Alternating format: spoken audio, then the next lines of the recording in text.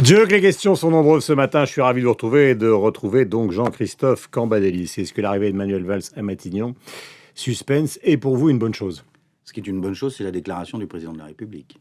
Parce que le président de la République a fixé une feuille de route qui prend en compte ce qui s'est passé le week-end dernier, c'est-à-dire ce désastre pour les socialistes et cet appel du peuple de gauche à une orientation qui prenne en compte non seulement le redressement de la France, mais aussi ceux qui vivent avec 1000 ou 1500 euros.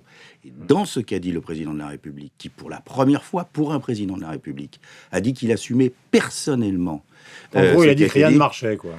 Il a dit qu'il y avait de difficultés, qu'on avait constitué les fondements du redressement, mais que ça n'allait pas assez vite. C'est très exactement et tout ça, c'est de la faute d'Hérault.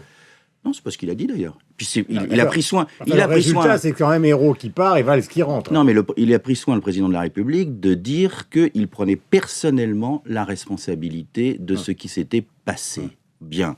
Et puis à partir de là, il y a une nouvelle équation pour une nouvelle étape. Parfait. Mais je reviens sur une partie de votre raisonnement et après sur l'arrivée de Valls. Vous me dites il y a un besoin de gauche, besoin de justice sociale, mais en fait Valls est à droite, enfin à droite en tout cas du Parti socialiste, et la France, y compris, vous connaissez bien la carte électorale, moi un petit peu, par exemple, prenons la ceinture rouge, elle a voté à droite, donc les Français, ceux qui ont voté par les abstentionnistes, ils ont voté globalement à droite. Alors donc, si je suis votre raisonnement, ça serait bien l'arrivée de Manuel Valls. Le problème, il n'est pas... Le besoin des Français, c'est de la sécurité économique, de la réussite, de l'argent, et donc, par ricochet, une amélioration de la situation sociale. Le résultat des élections dimanche, ce n'est pas les Français qui ont voté à droite, ce sont la gauche, c'est la gauche qui s'est abstenue. C'est ce qui fait mécaniquement la victoire de l'UMP. Y compris dans la ceinture rouge, dans les villes ils ont pas voté à droite. Dans les villes comme Bobigny où ils sont à gauche depuis 100 ans. Ils ont peut-être compris que ça marchait plus. Ça, c'est autre chose. Il y avait sûrement des problèmes locaux. Mais ils n'ont pas voté, reprenez les chiffres, ils n'ont pas voté à droite. C'est l'abstentionnisme massif de la gauche, qui est une indication politique que le président de la République a pris en compte, qui fait le résultat et la déroute que nous avons connue. Mais évidemment, pour la gauche de la gauche, les gens s'interrogent. C'est-à-dire, comment peut-on nommer à Matignon quelqu'un qui était contre les 35 heures? Je sais qu'un sourire va se dessiner sur votre visage. Qui était contre l'ISF, qui voulait débaptiser le Parti socialiste. Enfin, je vais arrêter la liste, parce que c'est vrai que la ligne de Valls, pendant des années, a été minoritaire au Parti socialiste. Non, mais là, ce n'est pas un congrès du Parti socialiste. C'est le gouvernement de la France. C'est le choix du président. Mais le choix du président n'est pas de gouverner sur la ligne de Valls, c'est de gouverner sur la ligne de Hollande, François Hollande. Le président de la République a fixé une feuille de route et il fait appel à l'énergie, l'inventivité, la créativité de Manuel Valls pour la mettre en musique, puisque nous sommes à Radio Classique. Donc, évidemment, c'est quelque chose qu'il faut prendre en compte. Je pense qu'il y a une confusion. Tout le monde prend le caractère, l'orientation, l'histoire de Manuel Valls en disant « Ah, ben là, ça pose un problème parce que ce qu'il a fait dans sa vie va l'amener à être le droitier de service. » Mais c'est pas de ça dont il s'agit.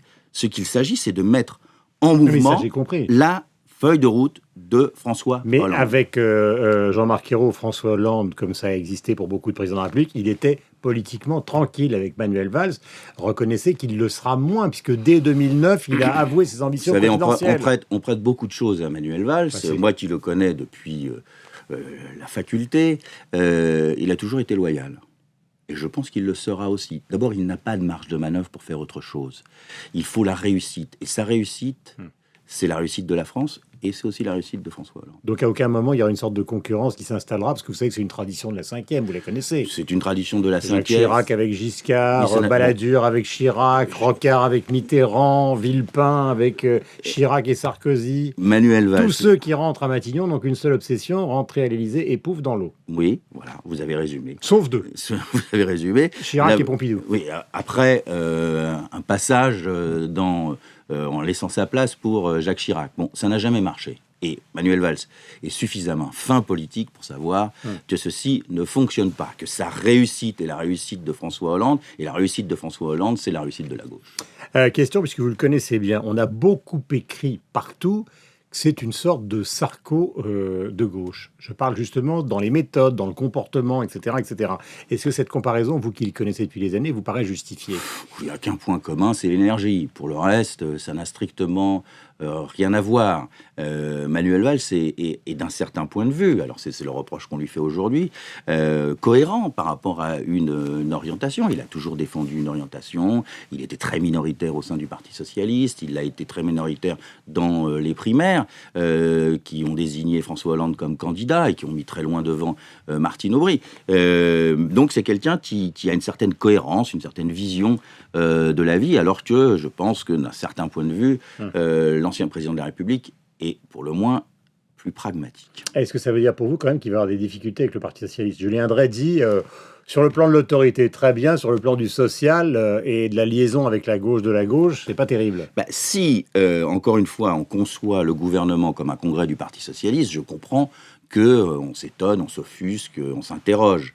Mais il ne s'agit pas de ça. Si tout le monde comprend parfaitement que hier soir, il y a eu certes la nomination de Manuel Valls, mais le fait majeur, c'est la feuille de route. Ouais. Et une feuille de route... Vous l'avez déjà dit 2 fois. Mais c'est pour ça que j'insiste. Vous savez que communication et répétition. Donc, il y a cette feuille de route, et Manuel Valls doit la mettre. Donc ils voteront la confiance. Quand le discours de politique générale du Premier ministre interviendra, les socialistes voteront massivement. Écoutez, je pense que si Manuel Valls fait tout ce que demande François Hollande et équilibre ou monte au niveau du redressement la question sociale, je ne vois pas pourquoi on ne voterait pas la confiance. Les Verts, quelquefois, on a l'impression que c'est une comédie à l'italienne, genre Vittorio Gassman des années 60. Je sors, dit Madame Duflot. Pourquoi n'entrerais-je pas, dit François de Rugy.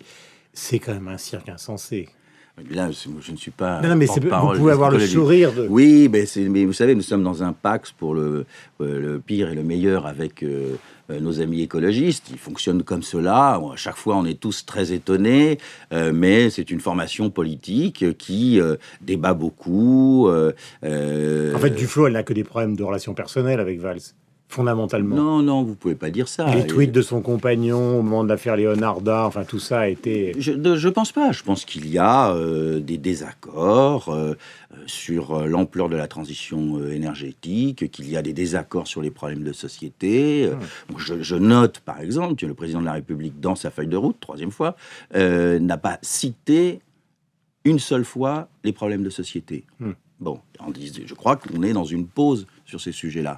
Ça peut gêner les écologistes qui étaient très allants sur ces questions. Mais justement, sur ces questions-là, il y a au moins 3 sujets pour lesquels il a été très, comment peut-on dire, ferme sur ses positions. Et puis après, on parlera de la délinquance et de son bilan à l'intérieur, et en même temps très hostile à ce qui se faisait au PS. Il y a l'affaire Leonarda, il y a l'affaire Dieudonné, et il y a aussi la circulaire de Taubira sur l'approbation concernant justement les délinquants. À chaque fois, il a écrit... L'approbation des délinquants, n'exagérons pas. Non, enfin, en tout cas, l'idée qu'on pourrait faire quelque chose qui ne soit pas de l'enfermement strict. À chaque fois, il s'est opposé fermement. Il a même écrit au président de la République sur ce 3e point. Oui, sur ce 3e point, il y avait un désaccord avec la ministre de la Justice, mais qui avait été arbitré par le président de la République.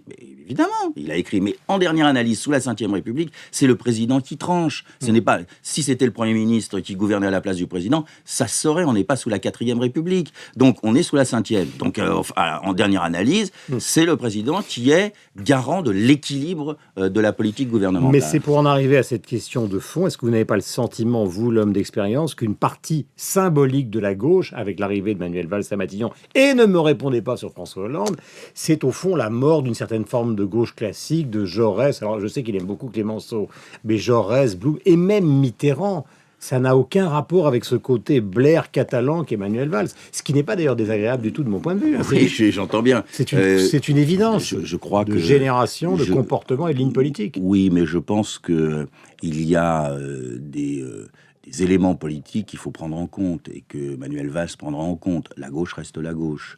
On peut la transformer en gauche plus moderne, plus efficace, évidemment. Mais et ça, vous êtes pour, vous soutiendrez? Abandonner définitivement le côté Mélenchon et aller vers Clinton et Blair, vous trouvez que c'est une bonne chose? Moi, je ne m'enfermerai pas dans ce genre d'éléments. Encore une fois, vous allez comprendre ce que je veux dire ce matin. Je jugerai Manuel Valls, même si c'est un ami ou un copain, je jugerai Manuel Valls en fonction de ses résultats et de la manière dont il appliquera la feuille de route du président de la République. Avec le PS tel qu'il est? avec le PS qui doit sûrement évoluer, oui, ça c'est sûr. Changer de patron?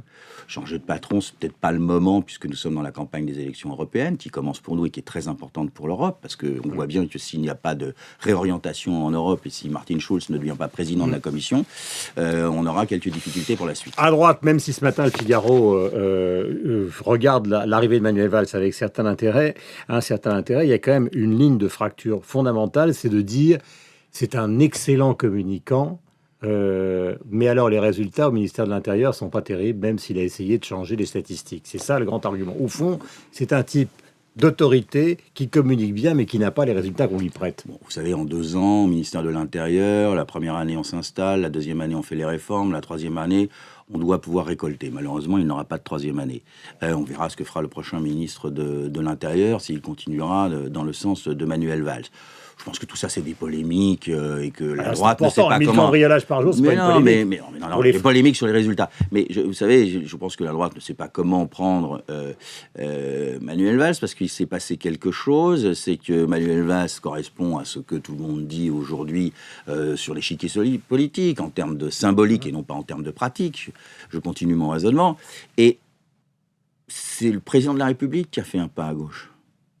Et ce tandem... je crois qu'il va poser beaucoup de problèmes à la droite qui va commencer à s'interroger sur le casting pour la suite. Et est-ce que vous n'avez pas le sentiment, puisque vous parlez de ça, justement, qu'en fait, l'obsession de Manuel Valls, qu'en bon amateur de triangulation politique, ça va être de siphonner le programme de la droite. Donc l'exercice du pouvoir, au fond, c'est un concours de gestion par rapport à votre jeunesse militante. Non. La droite va dire 10% de dépenses publiques, lui il dira 5%, et puis les problèmes idéologiques, on les met, paf, dans la poubelle. Non, je ne pense pas, parce que Manuel Valls, malheureusement pour lui, est dans un exercice contraint. Contraint par nos déficits publics, contraint par le chômage, contraint par les données politiques et la défaite de la gauche aux élections municipales qu'il ne faut pas oublier. Devant nous, nous avons des élections européennes, encore une fois, et puis des élections régionales. Il faut redresser le pays. Vous savez, il n'y a pas de quoi s'amuser et faire la triangulation. Merci beaucoup, Jean-Christophe Cambadélis, donc d'avoir parlé de votre copain à l'université Stécan. Dans la fin des années 70. Merci beaucoup, bonne journée à vous.